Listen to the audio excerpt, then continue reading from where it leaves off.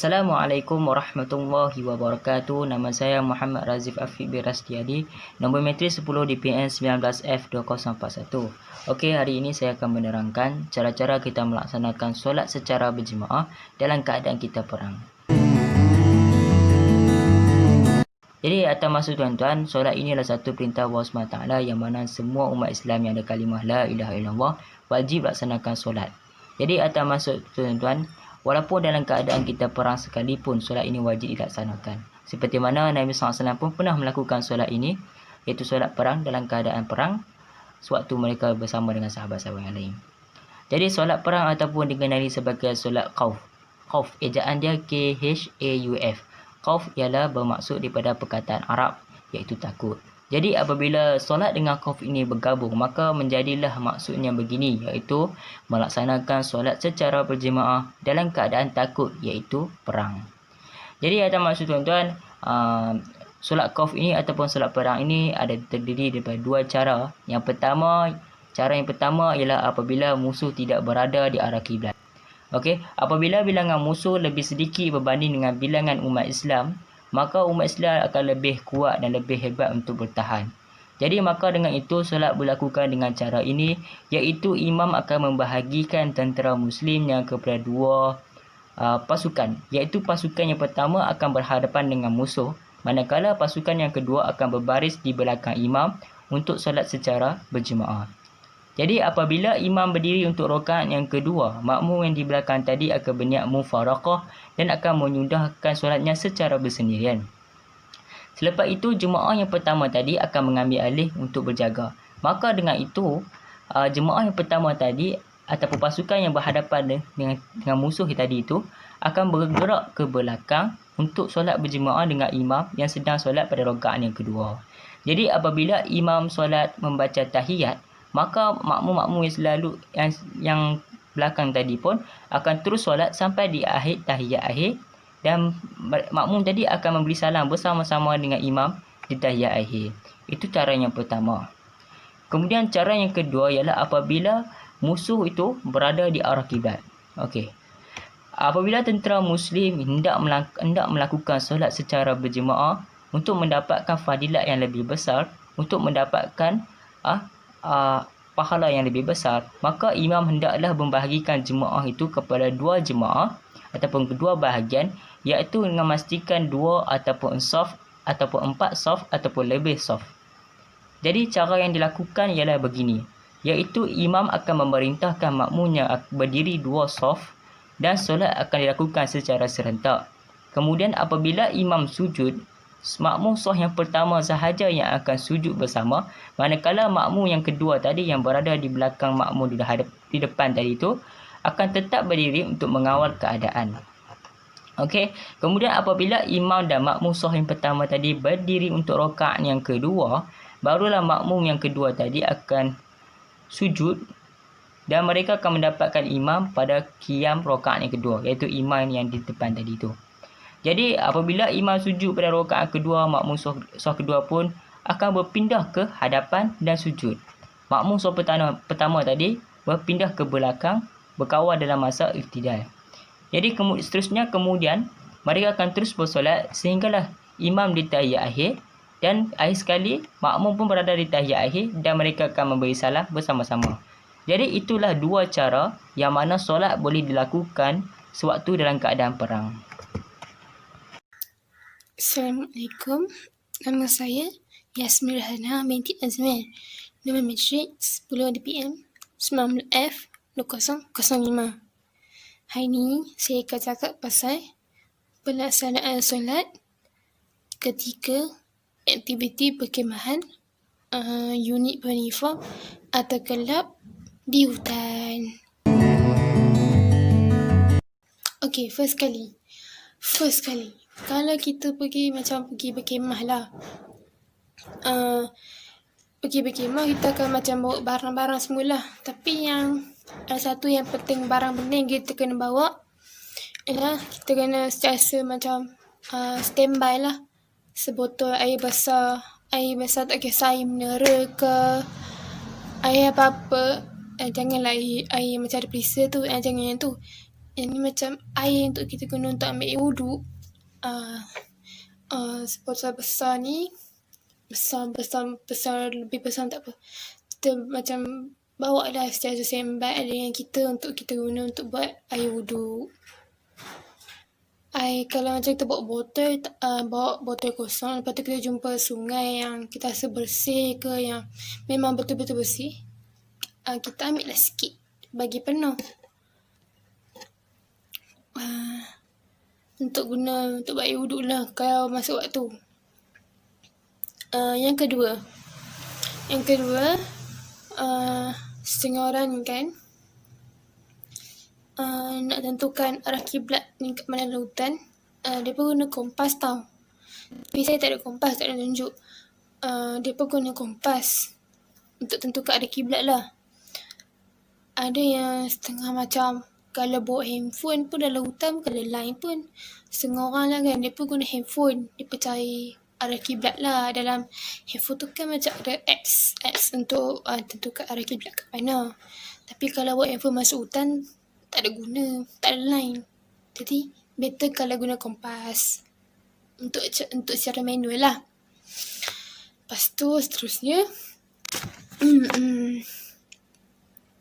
aktiviti berkemah ni kan selalunya macam 3 hari 2 malam ke, tak pun 2 hari 1 malam ke.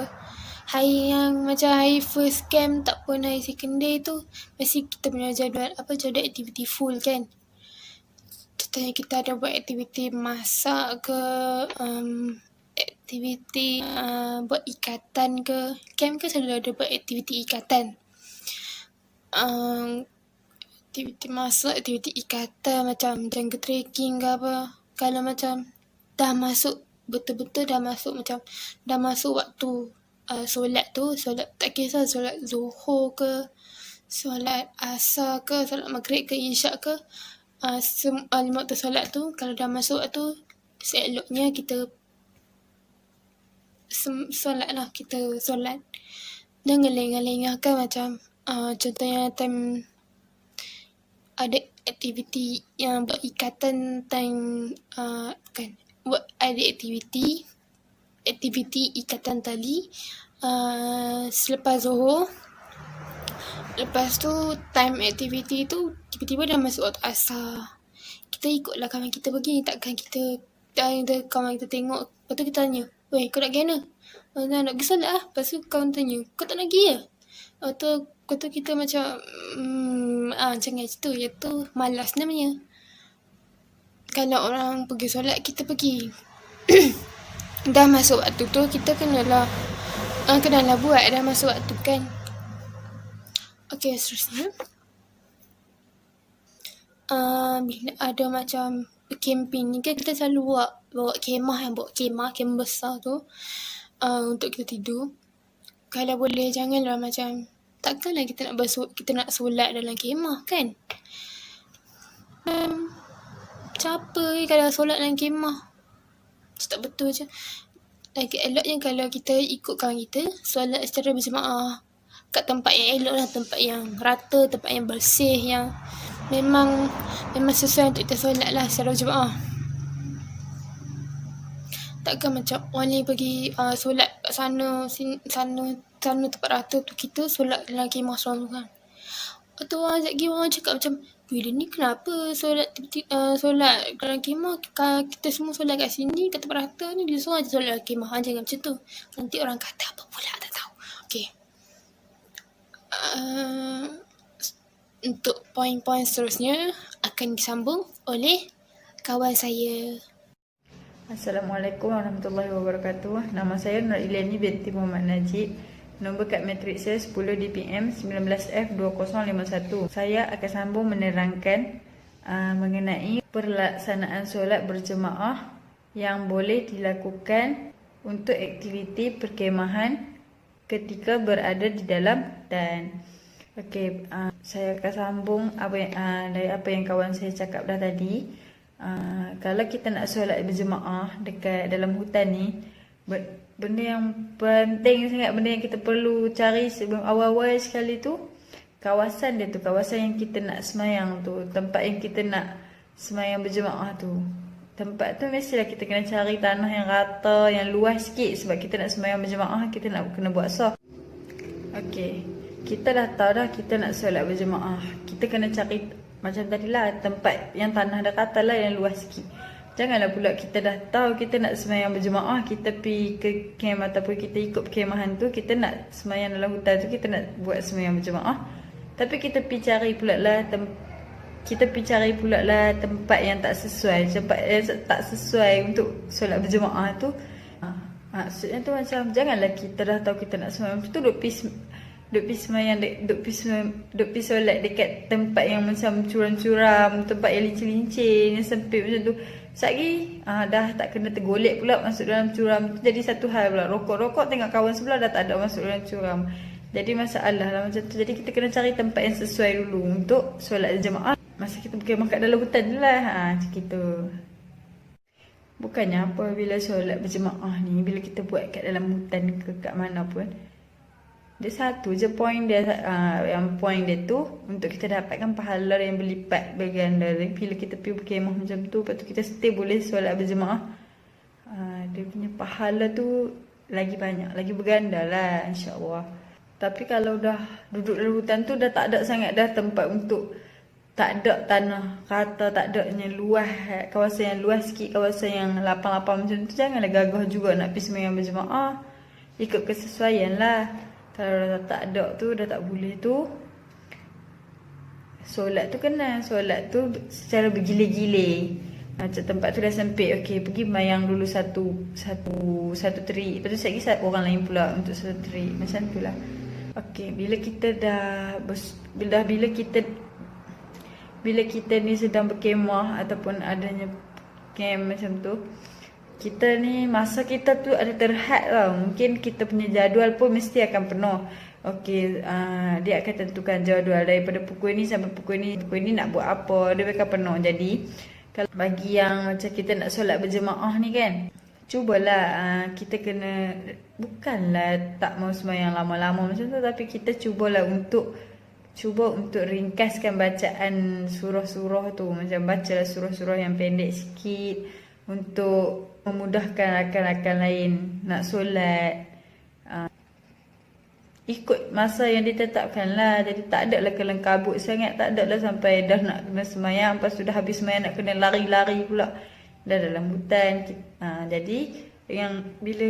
Jadi bila kita semayang berjemaah dekat hutan ni, bila kita pula tengah ada program, yang bila semayang berjemaah tu, beringatlah kita bacalah surah-surah yang pendek sikit, macam tu, bagi memudahkan rakan-rakan kita ni. Tak semua orang bersiap cepat, sekali mungkin yang lambat, yang ni macam ni lah.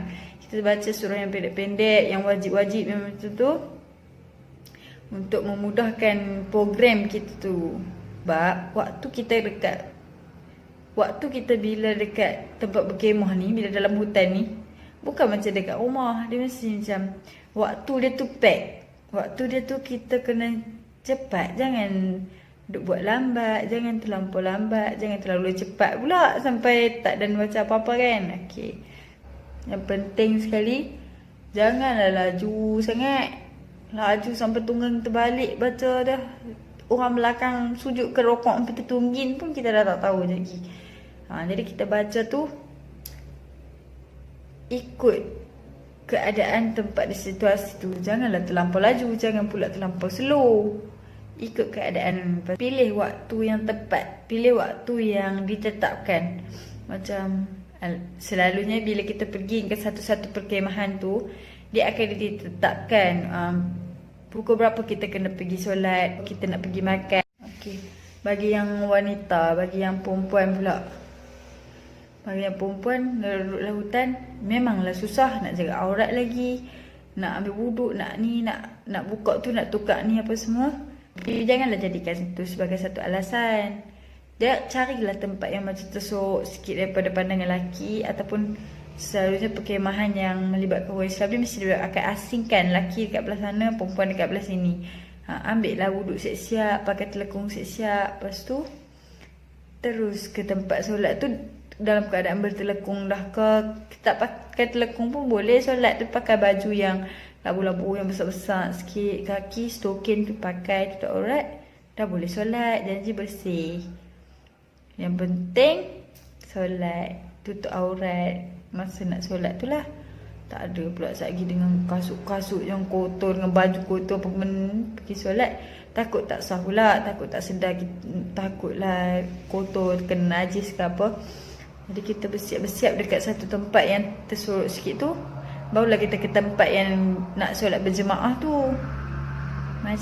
Yang paling penting sekali dan yang terakhir, janganlah pula kita ni dah tahu nak solat berjemaah, ramai-ramai ni kat tengah-tengah hutan, tengah-tengah senang cakap mungkin hiking, laluan orang duk, orang lain pun ada juga nak berkemah, ada juga yang nak melakukan aktiviti kat dalam hutan. Jangan pula lah kita ni dah nak solat berjemaah, pergi solat tengah-tengah laluan yang nak ke atas bukit, ke yang laluan utama.